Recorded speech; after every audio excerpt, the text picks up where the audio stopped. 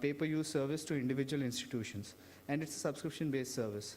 The eventual scope of the operation is to make it a nationwide sort of service where organizations can subscribe to it, not just for patient information, but for more extended healthcare requirements as well. Now, what happens over here is the community health record is typically created from patient supplied data and also gets inputs from providers such as the orders that they've received, the correlated prescriptions that the patient may have received from information. So there are multiple sources of information that go into the community health record, but the primary source still remains the patient supply data, which comes from different various sources that you can see down there. So the pharmacy where he goes to get a prescription filled out, that information comes from that source.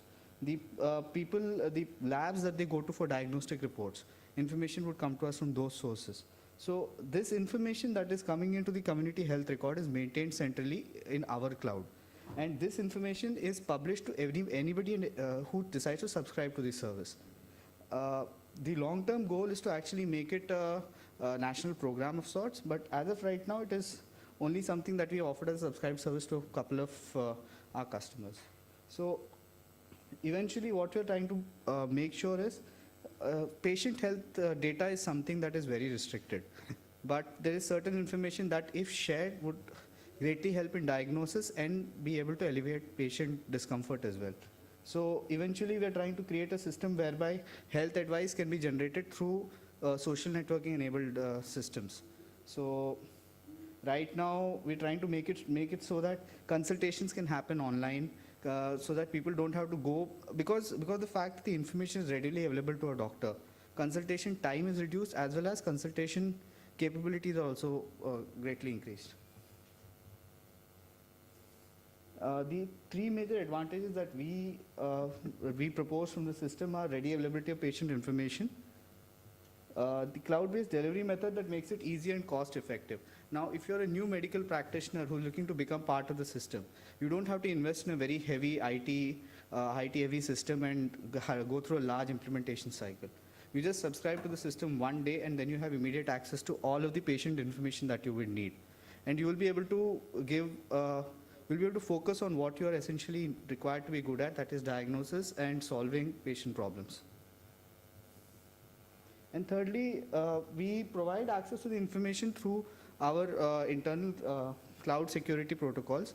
Typically, they run on 128-bit SSL VPN channels. Now, I would have liked to be able to show it to you here, but since I was traveling on short notice, I was unable to arrange for a demo. But I would be glad to, if there's anybody who's interested in looking at the demo of the system, we can happily run you through the system because we have a live demo on our website.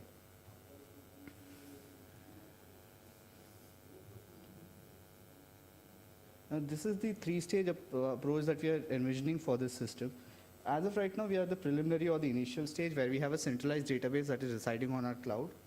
That provides ease of access to patient information and also allows for basic hospital management capabilities. In phase 2, we are actually looking to create a multi-hospital management network where multiple hospitals will be able to access patient records.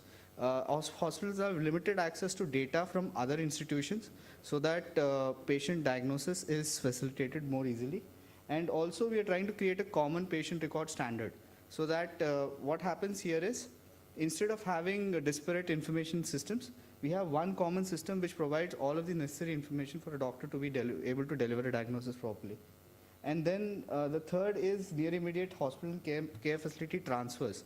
So typically, whenever a person moves from one location to another, the doctor needs a thorough analysis of the patient's prior history before he is able to actually be able to consult the patient.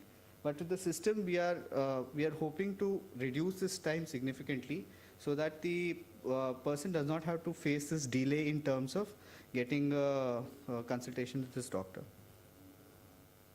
And then eventually in phase 3, we are actually looking at automated diagnosis and care recommendations, which is the social networking and e-consulting that we are looking at. Then readily available information to service providers. For example, let's take an airline who has got a patient on board who's traveling with them. Now, instead of the patient having to provide the data saying that I am so-and-so person, I have so-and-so requirement, this disability requires me to have so-and-so service from you. It allows the service provider to have that information readily available to them so that they are able to take care of this requirement without the patient having to tell them about it. And eventually, we're also looking at well-controlled information being made available in the public domain, which allows for basic interaction between patient and doctor and let's say lower-level consultations without having to divulge specific details about this patient's medical history.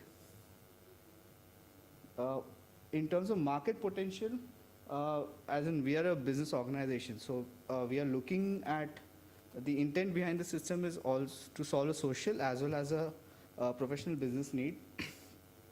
So we're looking at this platform becoming a widespread usage platform across the nation, going from individual physicians all the way up to health insurance providers and pathology labs, diagnostic centers, hospitals. So we see a significant potential in this area, and eventually once the system has matured enough, we could probably take it to a more global scope. Let's say we're looking at countries such as countries in Africa as well as the Middle East, where we have started to develop business for both cloud as well as our other services.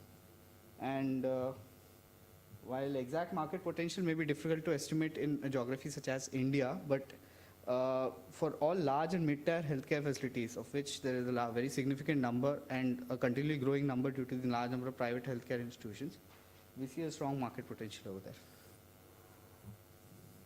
there. That's about it from me. Sir. I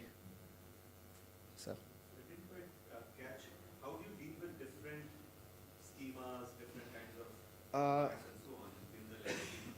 So the system is that legacy systems typically had different schemas. So we are not typically taking data from individual hospital records. So what the data that we are collecting is from individual providers who we identified in terms of pharmacies, individual patients as well. So, sir, where the patient data record is not available in the format that we require. So, for example, a hospital has not taken all of the data that we require for our record. We would typically try to identify the data from the patient themselves. So, we have a facility for the patient to inform. So you can't deal with legacy data. You have to So not newly created, but while we can pull what we can from the legacy data, we'd like to make sure that we have all of the pieces together. So we try to identify the other information from other sources. So we have multiple information sources here. Sir.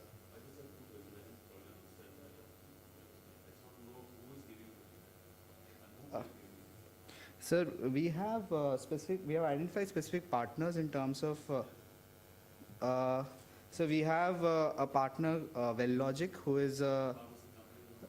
So they have a pharmacy IT company. They already have tie-ups with certain certain vendors, certain healthcare service providers. So what they do is they have already collected information. So we have partnered with them to be able to enlarge this information network. Now this information collection. So not precisely prescription, sir. So the data is only data that can be shared in the public domain. Now there is certain data about a patient, like for example, a patient may be suffering from a disease, and there is information about that they cannot share with us. Now in that case, we would ideally like to be able to approach the hospital if the hospital has subscribed, is a part of our service network.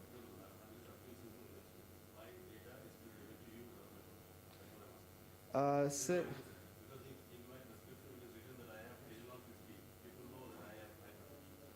Right, sir. Sir, as of right now, sir, we are not, as of right now, like I mentioned, sir, we are only dealing with a couple of hospitals where we deployed the HIS system for their internal customer requirements. So this is a phase 2 plan that we have in terms of multiple hospital tie-ups, where we'll be having multi-hospital tie-ups in terms of patient record information. Now, as I understand, sir, there are regulatory restrictions in this. So the data is going to this. Yes, sir. Sir, it's not a selling, it's more of a subscription-based system where we will be, So we are actually looking to see whether we can work with the government to create a sort of system where. So the data would essentially be shared with healthcare service providers who have been who are registered medical practitioners. So who no sir, a registered medical practitioner who you are consulting, who you have gone to consult regarding your health. Now, if you go to a practitioner in a new city who has no idea about your past medical history, if you go up to him and say, I have so and so problem, even a common cold for the person who has a relevant medical history would indicate a major problem. But if this information is not available to the physician in question, all that he will prescribe to you will probably be common cold, a common pill or a cough syrup or something of that sort. But there may be certain concerns which he needs to take heed of. Now, typically, sir, a small-time physician does not take the effort to go ahead and investigate that history. What we're trying to make sure is that he has the information readily available enough to be able to not have to put in an effort to be able to identify that. So if he is able to see this information, which we will which we are working to try to make sure that this information does not infringe on the rights of the patient. That is why we haven't gone very public with this as yet, because it's not something that we are we can say this is in a state of total readiness. It is more of an HIS system as of right now for individual providers, but this is more of what we are envisioning the service to be. Is there any unique capability, something that somebody else couldn't just replicate? So the unique capability that we are hoping is in the terms of the community health record format creation, because typically every hospital has a particular requirement in terms of the data that it wants to keep, and we've noticed that even in the healthcare area, private healthcare area, there can be significant concerns in terms of sharing of these. No, but I mean, how can, if you make that part unique, that's not good, because Sir, you want those to be based on standards. Sir, not unique, sir. In terms of the identification of the standard, we plan to make it unique in the sense that it will be applicable universally. So we're trying to identify a format which will be able to apply universally and still be able to take care of the patient confidentiality that sir had mentioned earlier. So it's not something that is revolutionary. It's a simple concept, sir, but it's something that we are hoping will address a strong social need that we feel exists in the healthcare area right now. Yes, sir. Current. So phase 2 is something that we are looking to work out, but it's the revenue is purely based on subscription. So basically, what will happen here is, if you are a new practitioner who's trying to set up a practice.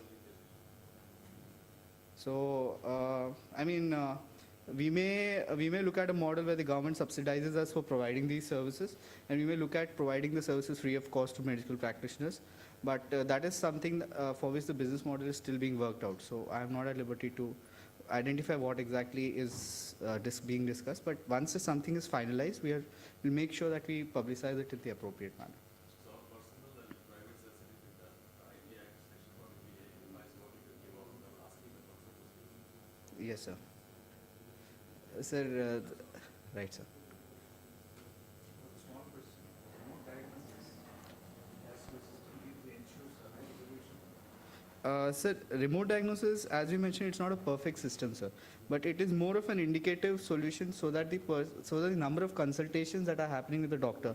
Because one major problem in India is the number of doctors available per 1,000 people is very low as compared to a developed nation. So with the larger the number of consultations that need to happen, the greater the shortfall in terms of the doctor requirement. So we are hoping that a remote diagnosis or an e-consulting facility, if made available through this system, through the centralized health database system, it will help to reduce the requirement for consultations. So eventually, more people will be able to get access to healthcare. Sir, sir, resolution will not be perfect, sir, because in case if it says you have a common cold, like I mentioned to sir, and if the system knows that you have a history of so and so cases, so it will be able to give you a diagnosis. But if it's a more serious problem, then ideally the system would probably not be able to deliver a ideal response. Expanding that question, making it more specific, can my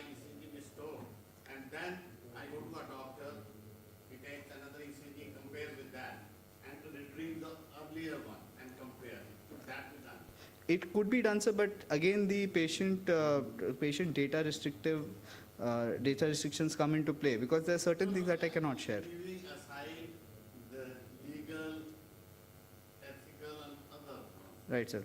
discussing purely technology, would it be possible? It would be possible, sir, because all of this data is residing internally on our cloud. We are coming back to the question Right, sir. about resolution. Okay, so sir, you're talking about the resolution engine capabilities. Sir, as of right now, the resolution is purely text-based, so it's a little restricted because it can only work on the text data that exists in the patient record. But so, I mean, we are looking at a way in which we can interpret the ECG result and then use it for resolution, but that's something which still needs to be worked out. I'm at marketing, so